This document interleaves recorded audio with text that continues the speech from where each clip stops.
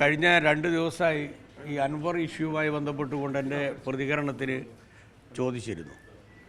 ബഹുമാനപ്പെട്ട പാർട്ടിയുടെ സംസ്ഥാന സെക്രട്ടറിയും അതുപോലെ തന്നെ ബഹുമാനപ്പെട്ട മുഖ്യമന്ത്രിയും പാർട്ടി നിലപാടും ഗവൺമെൻറ്റുമായി ബന്ധപ്പെട്ടുകൊണ്ടുള്ള നിലപാടും വ്യക്തമാക്കിയ സാഹചര്യത്തിൽ പുതുതായിട്ടൊന്നും പറയാനില്ല എന്നുള്ളത് കൊണ്ടാണ് ഞങ്ങൾ പ്രതികരിക്കാതിരുന്നത്. പക്ഷേ ഇന്നലെ അൻവർ നിലമ്പൂരിൽ നടത്തിയൊരു പ്രസംഗമുണ്ട്. അതിന് ഏതാണ്ട് അതേ ശൈലി പിടിച്ചുകൊണ്ട് തന്നെയായിരിക്കും അദ്ദേഹം കേരളത്തിൻ്റെ പല ഭാഗങ്ങളിലും പ്രസംഗിക്കാൻ പോകുന്നത് എന്നുള്ളതാണ് അദ്ദേഹം നൽകിയിട്ടുള്ള സൂചന. ഇത് യഥാർത്ഥത്തിൽ ഒരു തീക്കൊള്ളി കൊണ്ട് തലയൊറിയലായി. ഒരിക്കലും നമ്മൾ പ്രതീക്ഷിക്കുന്നതല്ല. അൻവറിനെ പോലുള്ള ഒരാളുടെ ഭാഗത്ത് നിന്ന് മതത്തെയും അതുപോലെ തന്നെ വിശ്വാസത്തെയും ഉപയോഗപ്പെടുത്തിക്കൊണ്ട് അംഗീകരിക്കാൻ പറ്റാത്ത രൂപത്തിലുള്ള ചില സമീപനങ്ങൾ. അൻവർ എന്ന പേരും 5 നേരം നിസ്കരിക്കുന്നതുമാണ് എനിക്കെതിരായിട്ടുള്ള ആരോപണം എന്ന കള്ളപ്രചരണമാണ് ഇന്നലെ അദ്ദേഹം ഒരു തുരുപ്പ് ഷീട്ട് എന്നുള്ള നിലയിൽ പ്രസംഗത്തിൻ്റെ ഇടയിൽ ഇടക്കിടക്കിങ്ങനെ കാച്ചിവിട്ടത്.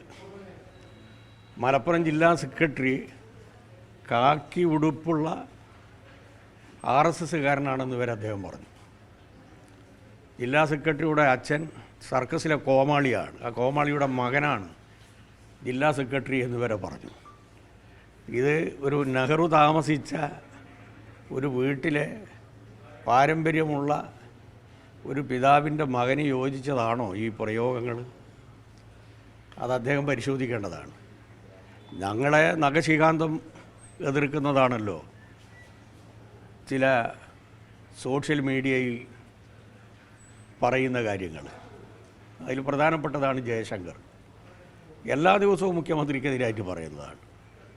ആ ജയശങ്കറുടെ തലയിൽ മലം കലർത്തിയ വെള്ളമൊഴിക്കുമെന്ന് വരെ അദ്ദേഹം പറഞ്ഞു. അപ്പോൾ എന്താണ് അദ്ദേഹത്തിന് സംഭവിച്ചത് എന്നുള്ളതറിയില്ല. ഇപ്പോൾ അവസാനം പറയുന്നത് എന്താണെന്ന് പറഞ്ഞു കഴിഞ്ഞാൽ എന്നെ കള്ളനാക്കാൻ മുഖ്യമന്ത്രി ശ്രമിച്ചു, അതുകൊണ്ടാണ് ഞാൻ പ്രകോപിതനായത് എന്നാണ്. എന്താണ് യഥാർത്ഥത്തിലുള്ള വസ്തുത? അദ്ദേഹം പറഞ്ഞ പ്രധാനപ്പെട്ട 4 കാര്യങ്ങളെ സംബന്ധിച്ചും സമഗ്രമായ അന്വേഷണം നടക്കുകയാണ്. ഒന്ന് DGPയുടെ നേതൃത്വത്തിലുള്ള സ്പെഷ്യൽ ഇൻവെസ്റ്റിഗേഷൻ ടീം, മറ്റൊന്ന് വിജിലൻസ് DGPയുടെ നേതൃത്വത്തിലുള്ള ടീം. ഈ 2 ടീമുകളും 4 കാര്യങ്ങളെ സംബന്ധിച്ചിട്ട് അന്വേഷിക്കുകയാണ്. ഒരന്വേഷണത്തിൻ്റെ ഭാഗമായി ഒരാഴ്ചക്കുള്ളിൽ റിപ്പോർട്ട് വരും. അതുവരെ അദ്ദേഹത്തിന് കാത്തിരിക്കാമല്ലോ. അപ്പം അദ്ദേഹത്തിൻ്റെ പ്രശ്നം അദ്ദേഹം ഉയർത്തിക്കൊണ്ടുവന്ന കാര്യങ്ങളിൽ സമഗ്രമായ അന്വേഷണമല്ല എന്നുള്ളതാണ്. അദ്ദേഹം 4 കാര്യങ്ങൾ ഉയർത്തിയതിൽ ഏതെങ്കിലും ഒരു കാര്യത്തെ സംബന്ധിച്ച് കേരള ഗവൺമെൻറ്റോ മുഖ്യമന്ത്രിയോ പിന്തിരിഞ്ഞു നിന്നിട്ടുണ്ടോ? ADGP RSSുമായി ബന്ധപ്പെട്ടുകൊണ്ടുള്ള കൂടിക്കാഴ്ച, അതുപോലെ തന്നെ പൂരം കലക്കിയതുമായി ബന്ധപ്പെട്ടുകൊണ്ടുള്ള കാര്യം, ADGP കോടിക്കണക്കിന് രൂപ ചെലവഴിച്ച് വീട് വെക്കുന്ന കാര്യം, സ്വർണം കടത്തിയതുമായി ബന്ധപ്പെട്ടുകൊണ്ടുള്ള കാര്യം, ഈ 4 കാര്യങ്ങളും അദ്ദേഹം എഴുതി കൊടുത്ത കാര്യങ്ങളാണ്. ആ എഴുതി കൊടുത്ത കാര്യങ്ങളിൽ സമഗ്രമായിട്ടൊരു അന്വേഷണം ഗവൺമെൻറ്റിനെ സംബന്ധിച്ചിടത്തോളം വെക്കാൻ പറ്റുന്ന ഏറ്റവും ടോപ്പ് മോസ്റ്റ് ബ്യൂറോക്രാറ്റുകളെ വെച്ചുകൊണ്ടാണ് അന്വേഷിപ്പിക്കുന്നത്. എന്തേ ഒരാഴ്ച കൂടി അദ്ദേഹത്തിന് കാത്തു നിന്നാൽ ഉണ്ടാക്കാൻ പോകുന്ന അപകടം?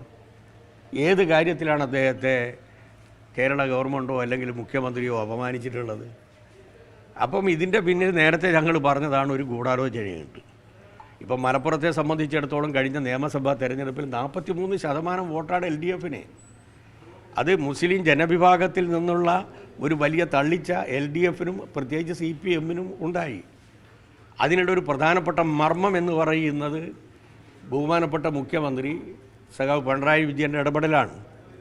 അപ്പോൾ അദ്ദേഹത്തിൻ്റെ ഇമേജ് മതന്യൂനപക്ഷങ്ങളിൽ ഇല്ലാതാക്കാൻ, മതന്യൂനപക്ഷത്തിൽ നിന്ന് അദ്ദേഹത്തെ ഒറ്റപ്പെടുത്താൻ, അദ്ദേഹം RSSൻ്റെ ചാരനാണ് എന്ന പ്രചരണം 8 കൊല്ലം മുമ്പേ തുടങ്ങിയതാണ്.